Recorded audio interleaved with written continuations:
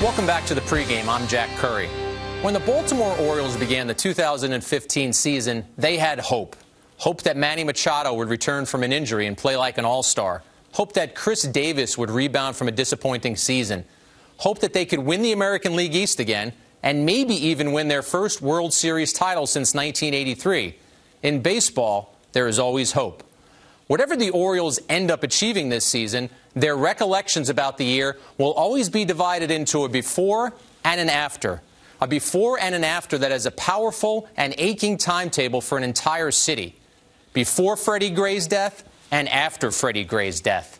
Gray is the 25-year-old African-American man who was arrested on April 12th and who died of a spinal cord injury 1 week later while in police custody. Gray's death reignited the ongoing debate about police treatment of black suspects and caused thousands to protest in Baltimore. Demonstrations that began peacefully, but that also descended into chaos. There was rioting, there was looting, and the National Guard was deployed. 6 officers were later charged with murder and manslaughter in conjunction with Gray's death.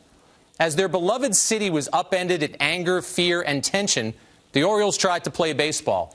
But the unrest stretched to the doorstep of Camden Yards, too. After one game, fans weren't allowed to leave the ballpark because the streets weren't safe enough.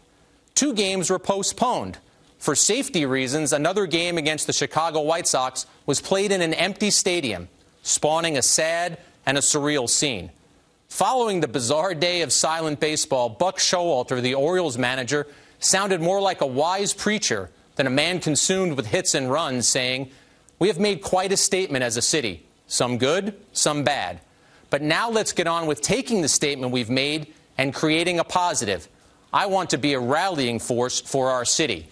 In the clubhouse, Adam Jones, the center fielder, was just as wise, saying, "It's a city that's hurting, a city that needs its heads of the city to step up and help the ones that are hurting.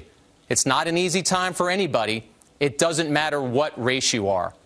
The Orioles were scheduled to play the Tampa Bay Rays in Baltimore last weekend, but that series was shifted to St. Petersburg, Florida, because of the still heated atmosphere in Baltimore.